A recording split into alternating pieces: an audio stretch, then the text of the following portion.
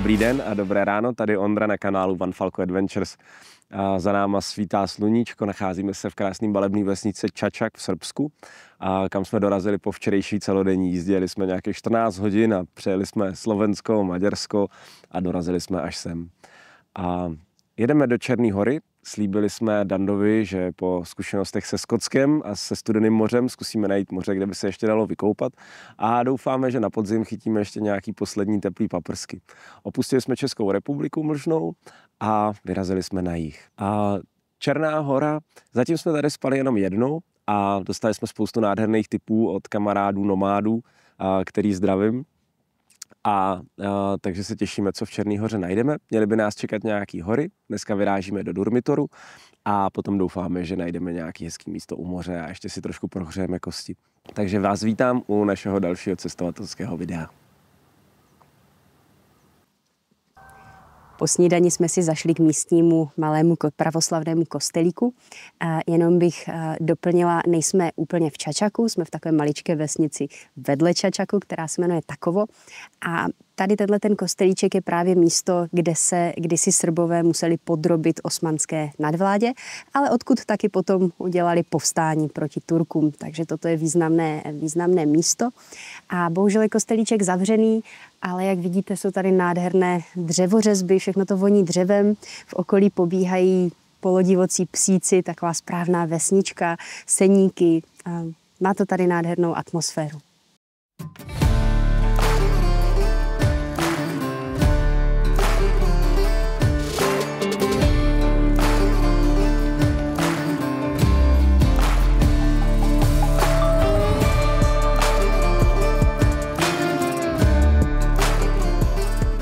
Jsme ještě stále v Srbsku, rozhodli jsme se zastavit na takové odpočívce, odskočit si a doplnit taky naftu, protože už nám pomalu dochází, a tak zkrátka využijeme náš kanistr, který vozíme pro tyto účely sebou. A bohužel jde trošku vidět, že jsme na Balkáně, jak se říká. Zkrátka je tady všude úplně strašný bordel, ale nic, na co bychom si nemohli zvyknout. Takže jdeme doplňovat naftu. Kanister s naftou sebou vozíme zkrátka pro jistotu, je vzadu na autě. Upřímně ani nevím, jak dlouho tady tahle konkrétní nafta zrovna je, ale už nás párkrát trošku zachránil. Přece jenom ta spotřeba v autě se dost liší podle toho, jak zrovna jedeme a jestli jsme v kopcích nebo na rovině. A radši si dolijeme dříve, než je to úplně nezbytně nutné. Máme na kanistrech takové speciální zámečky, aby nám neodpadly. Takže Ondra je umí hezky odmontovat a pak vezme kanistr a prostě to dolije do nádrže.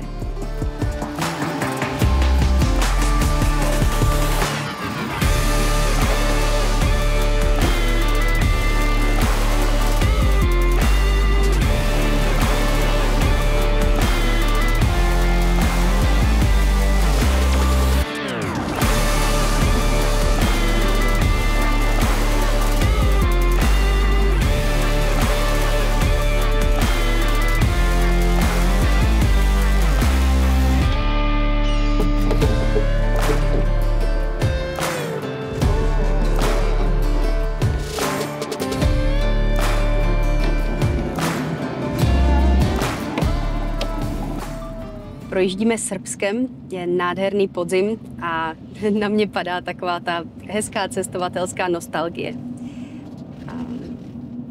Tyhle cesty si pamatuju, když jsem byla malá, ne přesně tuhletu, ale jezdili jsme poměrně hodně do Chorvatska a do Černé Hory, kde jsem byla naposledy někdy v 99., kdy se tam ještě platilo německou markou.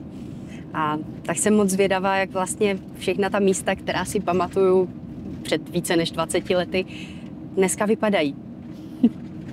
Všechny ty noci, kdy táta vlastně řídil, já jsem seděla vzadu a poslouchala jsem hudbu, četla jsem si knížky a bylo to velké dobrodružství. Tak jsem ráda, že jsme se sem na Balkán mohli zase vrátit.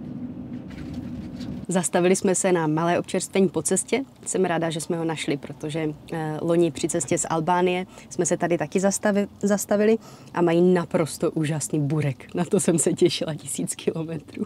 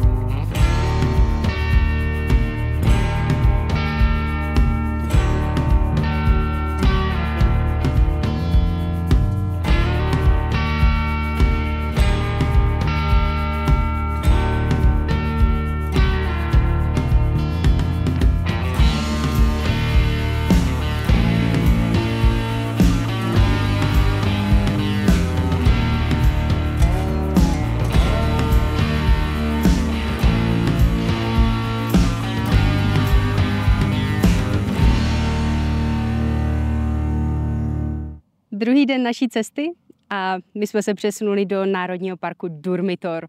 To všechno, co tady vidíte, tak patří do Národního parku. Spousta krásných serpentín, vede tady jedna vyhlídková cesta, u které je spousta úžasných zastavení. Takže stojíme, kocháme se, za chvilku si dáme kávu a budeme se někde chystat ke spánku.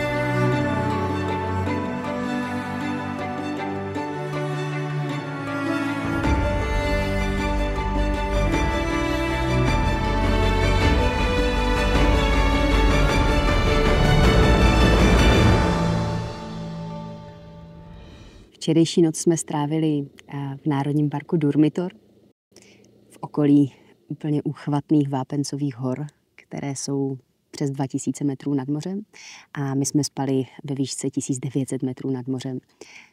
Ráno jsem neodolala, nastavila jsem si budík a vstala jsem ještě před východem slunce, abych mohla fotit, takže jsem si to tady všechno prošla. Udělala jsem nějaké dronové záběry, nějaké fotky a přidala se ke mně banda tady místních psů, kteří jsou divocí a kteří vůbec nejsou zlí, akorát nás pronásledují úplně všude, kam sehneme. Takže Durmitor určitě doporučujeme všem obytkářům.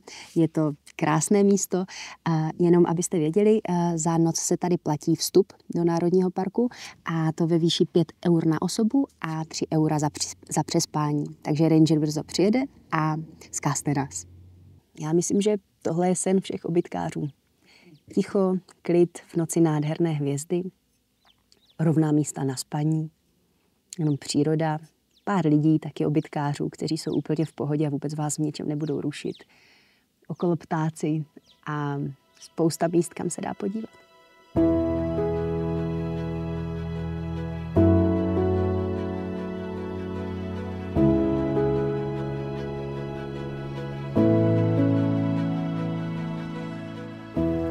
Durmitor nás naprosto dostal a myslím, že jsme tady nebyli naposledy. Ale bylo na čase přesunout se na jih, k moři. Chtěli jsme zjistit, jestli se v říjnu a v listopadu dá ještě u moře v Černé Hoře koupat a tak nás čekala několikahodinová cesta. Po cestě jsme ještě viděli jezero Pivsko a všechny krásné kaňony a další výhledy. A pak už jsme zcela neomylně zamířili za našimi přáteli. A o tom bude další díl.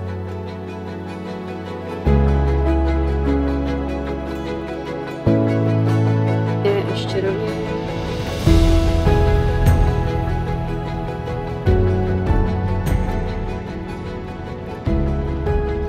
Není na to mít pořádné světlo, že? Já vidím konečně světlo. Přesně.